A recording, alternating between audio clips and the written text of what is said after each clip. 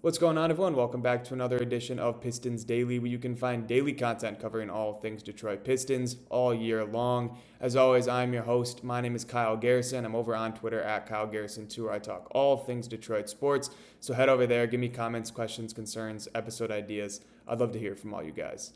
Also, shout out to everyone who tunes in every single day. We are on the road to 2,000 subscribers, so if you haven't already, hit that subscribe button. It goes a long way to help support the channel. With that being said, let's jump into episode 79 in another victory edition of Pistons Daily. So over the weekend on Saturday, the Pistons took down the Dallas Mavericks 122-110 in Mexico. Cade Cunningham before the game was talking in Spanish, had the crowd excited, and he was treated like a star down there, and that's because he is. He is a superstar in this league right now. He's showing it night in and night out, and it's really cool to see just on an international stage. He's showing out. The fans are getting excited when he's doing things, and it's just cool to watch our young guy really kind of take over the NBA right now. And this team in itself has just really bounced back. It felt like every time they've had a bad loss, which they've only had two losses, the Bulls and the Cavs, they've bounced back really well. And that was the same again on Saturday night. So let's just talk about what went well in the win. And there was a lot. So first things first, I think what set the tone was 7 turnovers. You had 7 turnovers on the entire night. Cade Cunningham himself, I'm pretty sure, had like 6 or 7 or 8 turnovers versus the Cleveland Cavaliers a couple of nights ago. And you turn it around and only have 7 as a team against a pretty solid defensive team, the Dallas Mavericks. Granted, they had some injuries. Derek Lively, Anthony Davis was out. So those are 2 key pieces, obviously, on the defensive end. But that's not really, you can't control that if you're the Pistons. You play who you play, and they dominated. It felt like for at least 2.5, 3 quarters of this game. Early on in the first quarter, there were some problems, and I'll talk about that a little later. But yeah, 7 turnovers on the night, that's going to win a lot of ball games. Compared to, I think they had 15 as a team, the Mavericks. I believe on my sheet, because we had 10 steals as a team, and we had 4 blocks as a team. So just the fact that we're controlling the turnover battle, we're controlling what we can control on those ends of the floor, is very encouraging. And then just looking at, as a team, you shoot 49% from the field, 37% from 3. Granted, I only think we took like 24 shots. We're maybe 9 of 24 from 3-point range, which if you're only shooting 24 and you're getting you're getting your work at the rim and you're shooting 49% overall from the field, then you don't need to rely on the 3-point shot as much as they did last year. With Tim Hardaway Jr. and Malik Beasley, it was a lot of kickouts to shots, and now it's a lot of lob threats. It's a lot of cutters like Asar Thompson and Jalen Duren and Ron Holland and Isaiah Stewart, and that's how Cade Cunningham's really getting a lot of his assists. So whatever works for your team, and that's seemingly what's working for the Pistons. So they're attacking down low, and it's gone very, very well over the past 2 games. So very exciting there. And then just talking about who really stood out, there was a couple players that, just had unbelievable games, Cade being one of them. It just felt like early on in that game, they were really keyed in on him for a lot of reasons. He's obviously a very good player. Everybody knows what he can do offensively when he gets a little bit of room.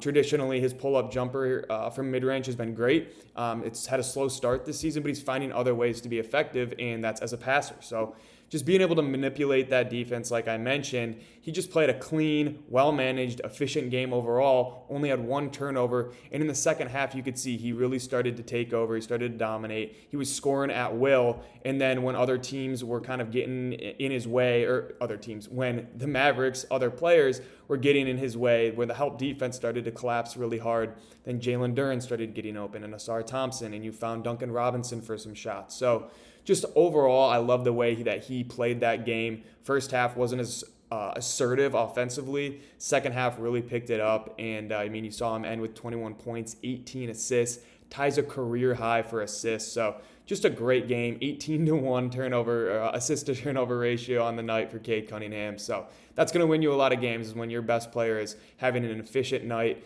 and he's getting everyone else involved. That's going to win a lot of games. So shout out to Cade there. He's really figuring it out, and it's coming at a great time. The fact that he's had 1 turnover combined in the last 2 games, and you're going to get Jaden Ivey back here in a few weeks, another guy that's going to be able to alleviate the pressure. You have Asar Thompson, because Jaden Ivey's out, he's stepped into a bigger role there. He's looked pretty comfortable with his ball in his hands, bringing the ball up the floor. So a lot to like about just what we're seeing from kind of the improved ability for Cade and some of these other players to just take care of the ball overall. So Love to see that. And then we mentioned JD and Asar just being always available for Cade. They're always available to get into the paint and finish a layup or a dunk or a lob or whatever it may be. And again, that was the case on Saturday night. I think Asar struggled a little bit in the first half. He was trying to kind of find his way as that primary ball handler next to Cade. And I think, again, like I mentioned, because they were so keyed in on Cade, every single time he stepped his foot into the paint, there was 5 Dallas Mavericks defenders right there. And then we saw JD get open, but Asar kind of struggled with that, trying to figure out where he was going to be the most effective. But as the game went on, we saw him just improve just with his overall basketball IQ. He was getting in the right spots. He was getting to the dunker spot, playing great defense, just doing what he does. 15 points, 7 rebounds, 2 steals, 6 of 12 from the field on a night where it seemed like he wasn't that effective. He still ended up having a great performance. So good to see that from Asar. Love that he just makes an impact on winning every single night, regardless of if he's playing his best brand of offensive basketball. He's still going to come out and give you great minutes. That was the case once again. And then Jalen Duren, I said it was his best performance of his career, I think, last week, and then he follows it up with this. And this is probably, again, the best performance of his entire career all around on the defensive end, offensively, taking care of the ball, finishing layups, hitting free throws, cleaning up rebounds, just everything that we need him to do, he does it again. So absolutely love to see Jalen Duren just thriving out there. And I think just game by game, he's analyzing the floor more. He can see defenses better. He knows when to attack, when to kind of play off and maybe kick it back out to reset the offense. So that's a big thing for him. He's still 21 years old, so that basketball IQ, it struggled a little bit early on in his career, and he was, fouling too much, which has still been a little bit of a problem. But when he started to get into foul trouble, getting up into 3 and 4, he lays off and he lets other help defense kind of control the paint and control the rim when he doesn't feel comfortable. So love to see that. He's just definitely, you can see it's all coming together for him at a very good time because we need some other offensive threats. And if he can control the paint like he has been, it's going to put a lot of pressure on defenses to key in on him.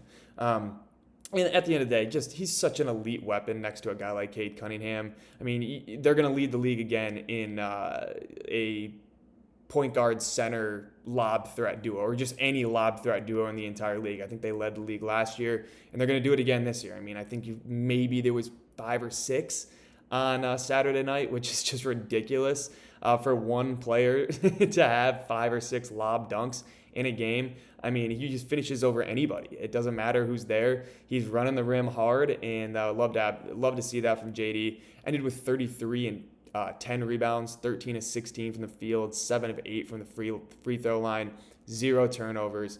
Best game of Jalen Duren's career. Really, really fun to watch. And then the last specific person I wanted to talk about was Duncan Robinson.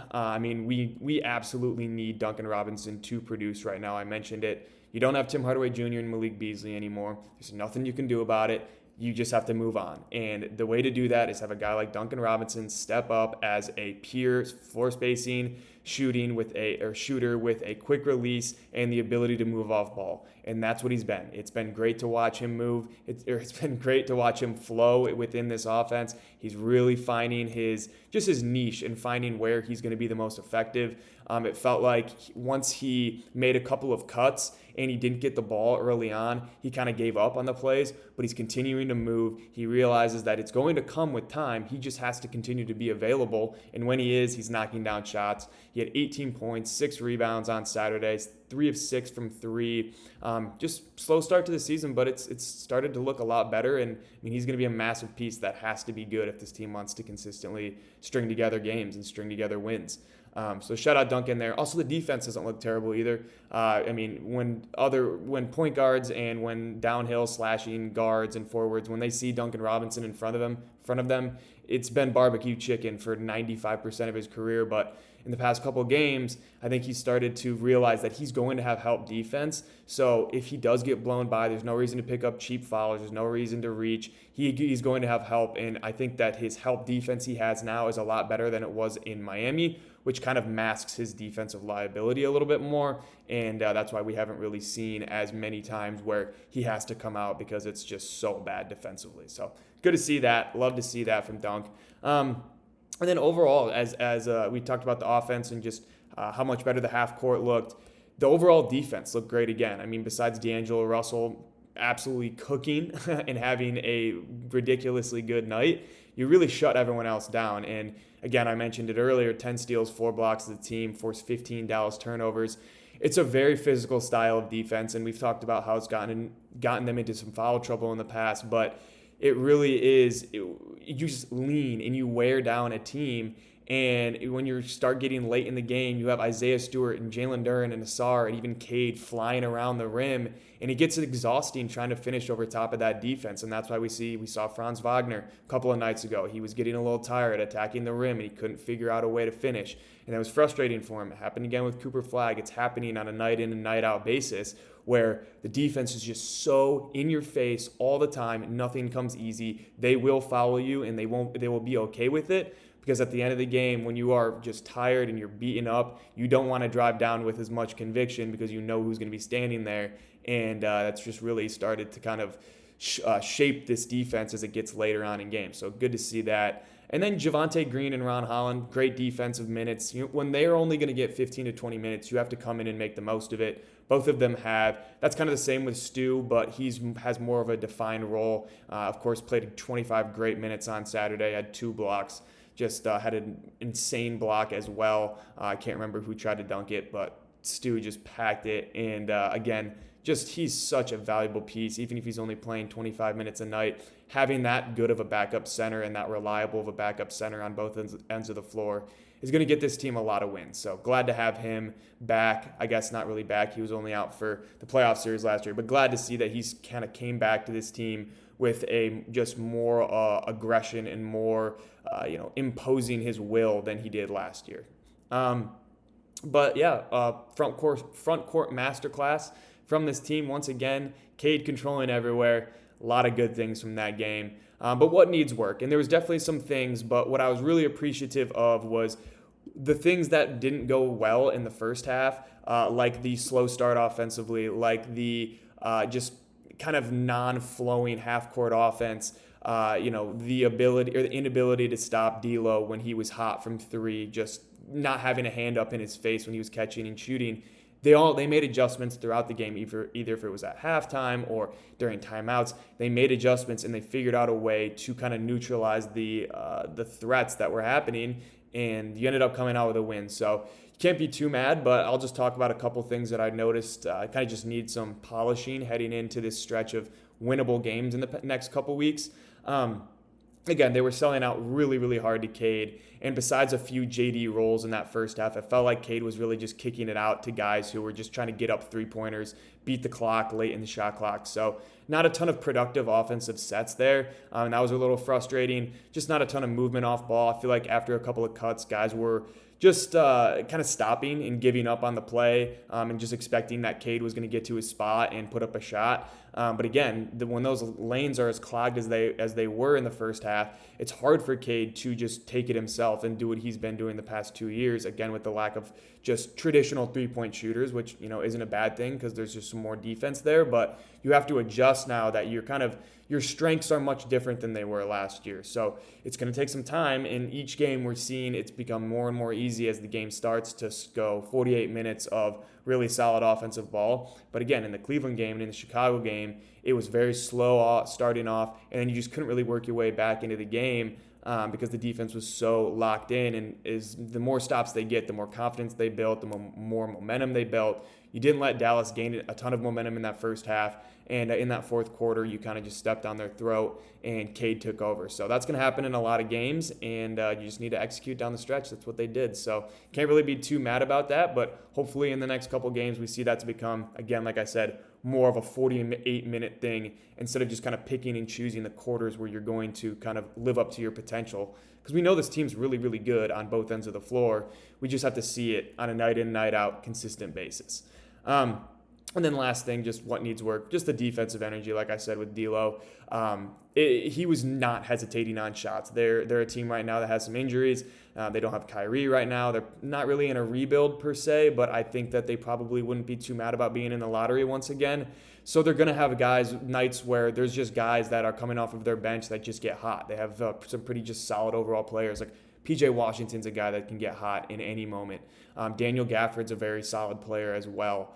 You've got Najee Marshall, who's had some 30-point games in his career. Klay Thompson, the streaky shooter, another guy that can get hot. And D'Lo was that guy for them. And they were just trying to get into the paint, collapse it a little bit, and kick it out to him. And he hit 7 of 13 threes. It felt like he hit 4 in a row in the third quarter. But just slowed him down at the end of the game. That's all that matters. But just for future reference, when you're playing a team or when you're playing like the Cavaliers, when a guy like Donovan Mitchell gets that hot, you can allow other guys to beat you in the paint if, that's the only option. Obviously, you want to attempt to have some rim protection, but if there's a guy that's killing you that bad, there's got to be communication on the back end. You have to know who you have in transition, and you got to stop ball. You got to stop any sort of transition kick out to a guy that's that hot, because he kept him in the game. That we should have won that game by more points, which hindsight's 20/20. But again, when you let that type of shooter get hot and stay hot, then he's going to be able to at least shoot them close enough to make it a game in the fourth quarter, and that's kind of what happened. We did end up pulling away late. Jeez, sorry, English is hard. It's been a long weekend. But yeah, other than that, I thought it was a very solid performance. I mean, you can't be too mad about little nitpicky things like that. And I mean, a lot of the things I wrote down, again, like I mentioned throughout the game, were solved by the end of it. So not much else to say about what needs work. Great performance overall. Also, I didn't really mention this. That Cade three-pointer was the dagger. I mean, we were up 6 with like 30 seconds left, but the three he hit off balance, left side, just cashing it, that was absolutely phenomenal. That was great. I love to see that. He struggled with his three, so it's good to see him knock down some tough shots there. But moving on, before we wrap up here, just a couple more things. Player of the game, really hard to pick between Cade and JD. We're both incredible. I'm just going to say JD because he was 6 of 7 from the free throw line, 7 of 8, something like that. But he was better from the free throw line than Cade was. And he had 0 turnovers compared to 1. So JD gets player of the game tonight. In all honesty, though, Cade probably deserves it. I think that just overall, if we don't have Cade, we don't win that game. But that could be said about Jalen Duren, too. He was very, very important. I don't want to take that away from him at all. And it's just, again, like I mentioned, we're seeing that improvement. We're seeing his free throw shooting. That is a repeatable jump shot. That is going to get better as well. He's going to start to be able to space the floor more. He's going to be more comfortable with that jump shot. But right now, the way he's attacking the rim and off the dribble, the sky's the limit for him offensively. He's so talented. He's still a very young player. And it's hard to have a 6'11", 7-foot frame and learn how to be a ball handler. Throughout his entire life, he's been a post-up, low block, dunker spot center, and he's kind of starting to figure out different ways that he can be effective offensively, and that's going to be huge for this team. So there's still a lot to work on defensively, but when you look at a game like that, 33-10, he dominated what they threw at him. Again, no Derek Lively, no Anthony Davis, but you control what you can control. And Jalen Duren saw who was on the scouting report, saw it was Daniel Gafford coming off of an injury, his first game back of the year. And he said, this is going to be my game. I'm going to do my thing. Cade, find me. I'll be open. I'm going to finish every single lob that you throw me. So great to see that from Jalen Duren. Very encouraging when it comes to an extension as well. So shout out to him for dominating and, again, being that perfect complement to Cade Cunningham's game. That is a very, very fun duo to watch. But let's just wrap things up with what's next. And they take on the Grizzlies on Monday. Just come out with the same energy. Get out to a fast start. Keep applying the pressure on defense. Don't make it easy on anybody.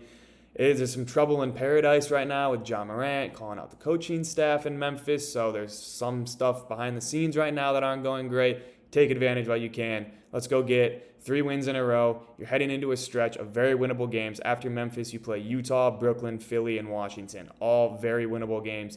Let's stack together 3 or 4 wins over the next 5 games, and you're in a very, very good spot in the Eastern Conference right now. That is being led by the Chicago Bulls, who are very beatable. So very excited for that. Player to watch. I think maybe something I'll start doing on these day before game day episodes.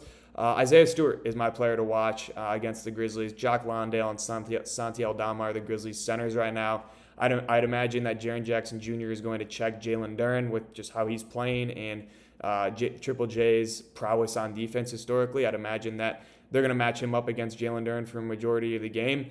But when they're off the floor, when JD's off the floor, even when they're playing together, expect Isaiah Stewart to be aggressive. Jock Landale and Santi Aldama cannot guard him. But he's going to be everywhere, especially on defense. And I think he'll take some chances on offense too. He's been getting good position against bigger, stronger centers than both of those guys. So I expect him to get some more post touches. And hopefully he can be a guy that comes off the bench and plays some more good minutes for this team that is looking just for some more rotational depth and some good rotational minutes. Like they have been getting. I don't want to say that they haven't been, because it's actually been very solid so far this year. So excited to see what this team can do against a Memphis team where, again, like I said, they've got some issues. Just overall, they traded Desmond Bane, and they've kind of struggled since. They've definitely taken a regression from what I thought they were going to be. So very winnable game. Let's go get it done. With that being said, that is going to do it here for episode 79 of Pistons Daily. As always, like, subscribe, comment, turn on post notifications, and follow me on Twitter at Kyle Garrison 2. Also, head over to Spotify. Leave a 5-star review if you can. That'd be much appreciated. And once again, thank you all so much for tuning in every day. With that being said, that is going to do it here for episode 79 of Pistons Daily, and I'll catch you all next time.